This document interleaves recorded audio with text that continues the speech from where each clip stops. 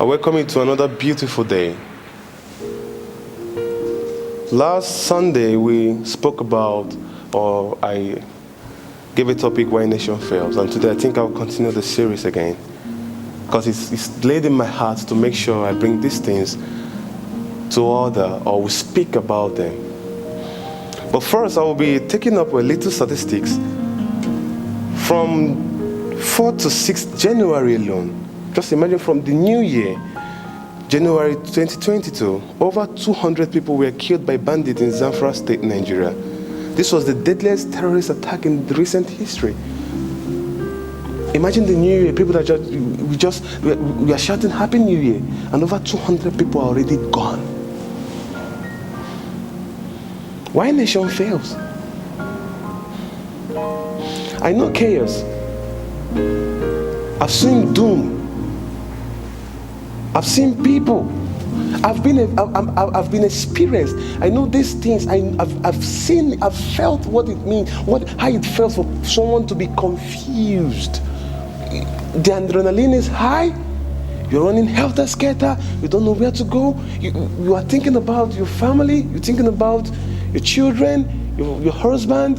You're thinking about your mother. Probably you have a sick, a bedridden mother. You're thinking about, how am I going to pull them out of this problem, or how am I going to? The adrenaline is high. Everything is in the state of confusion, darkness. I've personally experienced it in Port Harcourt. It only took not less than 10 men to bring chaos among the people, and everybody is scarfed for safety. This year I don't want us to always have these stories. I'm so intentional about us. That is why you see, and again, our clerics are getting it wrong this time around. They're getting it wrong. All this racketing, trying to support someone's agenda. Listen, this is not a time where we will look at the sponsorship, probably because of the person might be sponsoring the church, the mosques, might be sponsoring something. This is not a reason why we should probably take sides. 2023 is around the corner, and as the day goes by, we approach to 2023. So we mustn't sell out our rights again. No, we mustn't do that. It's time for the leaders of today, tomorrow, to take up the mantle and say, we need a change. We need to be strategic. We need to be calculative in our approaches. I heard a man of God I so much respect coming online and declaring for a candidate. And this candidate is a candidate, we know their history, we know that they don't listen. These people don't listen. And you are openly coming to campaign for them. This is a time to, if someone declares, we should go to the sense of history. We should search their personalities. We should search their humility. We should search their intelligence. We need someone innovative. We need someone who would bring us out of this backwardness we are currently facing in our nations. And we really need to do that. It's sudden. Now let me ask you a complex question, and let's debate this together now. Let's say you lose. I'm not praying for that to happen to any one of us, but I want you to it's time to put ourselves in their shoes now. Come to think about it, you lose your family to chaos, to probably terrorism. And when this happens, you came to find out that there was an intel that went around, but because of the negligence of probably a senior officer from the government, but by them not taking action, and this thing happens. So how do you think you can cope with this? How do you think you can forgive your nation? That brings me to the reason, or to my topic now. Why nation fails also is unforgiveness. There's so much unforgiveness in our hearts. I know, yes, the figures are alarming. Like from 2011 to 2021, there was over 34,000 casualties, 5,000, 4,000 in Zamfara, Kaduna, Adamawa, Benue, Yobe, Plateau. Even in NSAS protests, the citizens were protesting for a better police reforms and everything, and a better Nigeria. Over 51 people were killed. But now imagine constantly holding grudges. Do you think we would move further? Come to think about it. I was in the vehicle the other time conveying the vehicle was conveying us from Imo State to Port Harcourt. It's not quite far. It's just like a 2 to 3 hours drive, and a topic came up about this insurgency in the north, and a brother from the south was seriously against it, and he was weeping bitterly because he said he remembers how his family was wiped out, that he can't forgive this nation. Imagine if we have countless of people like that bearing this hurt against our nation. Do you think we would move further? I know it's not easy, but it's time to let go. It's time we calculate strategically and let go. It's time to be intentional. It's time for us to know that without forgiveness, we won't make a headway. We need to forgive ourselves. We need to forgive our nation. We need to forgive our leaders. We need to be calculative this time around. One of the major reasons why nations fail is because of vengeance. Imagine that young brother now, in his mind now, he might be having these grudges to our brothers at the north, and this is why this is happening. It's not something we should be seeing in our nations. I weep bitterly whenever I hear about death. I'm pained.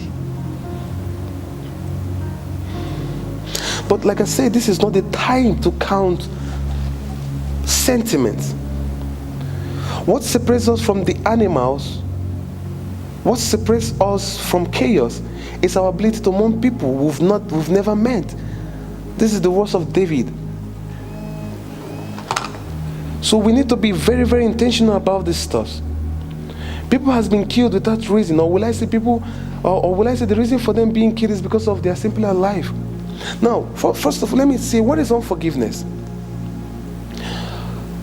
Unforgiveness, when we are unwilling, unable to forgive someone from hurting or betraying or breaking your trust, causing you intense pain. Unforgiveness can also affect your health.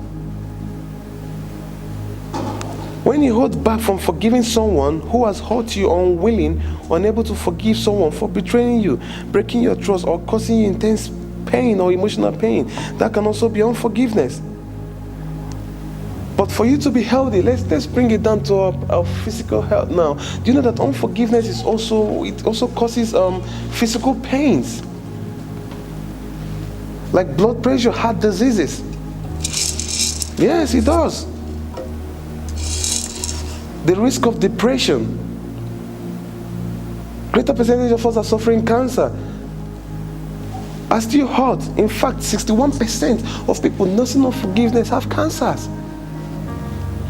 But we fail to understand that probably these leaders, when they come into office, or they hide in those skins, and when the election is won and everything is, they change their nature. We must also expect these things from you. They are humans. But that is not a justification for foolishness or for hardness. No, we need to know this stuff. Now it's hard time to forgive our nation again. I don't know wherever you're listening from a region of the country. It's hard time we come together and forgive each other. Let's religious sentiments, ethnical sentiments, everything needs to go. We need to come together.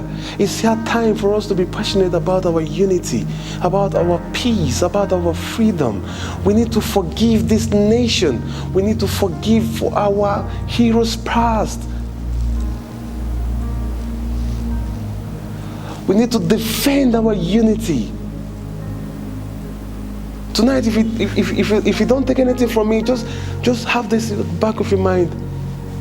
You must forgive this year. You must see everyone as one.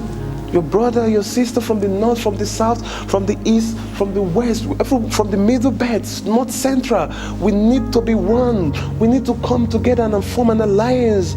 We need to form a bond if we can get it right. And it's not all about the leaders always. It's about the people. When we have a dysfunctional political system, what about the people? Should the people also be dysfunctional? I know sometimes these problems comes from the top, but what happens? That's why I emphasize education every time I come here. Education is necessary. We need to bear this. Each and every one of us needs to bear this desire. It should be a longing. Let's stop racketing. It's bad.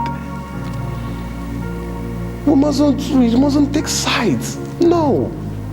You don't do that. Consider the people. 4 years is a long time.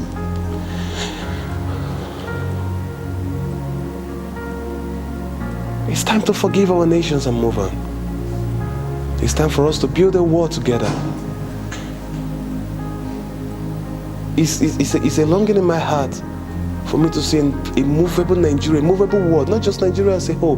Wherever part of the world you are listening from me from, it's your time to form an alliance of peace and pure understanding, where debate is a thing of knowledge and not a thing of chaos. I think I will end here tonight. We should be intentional about our peace. The human mind, the human life is not to be compared with every other life on our planet. The human life is very delicate and fragile. Thank you. And have a good evening. And whenever you go home, please be careful. I never wanted to take much of your time because though we started quite late though, apologies for that. It was due to some technical issues. But I think I will be dwelling on this series for a while. Have a good evening.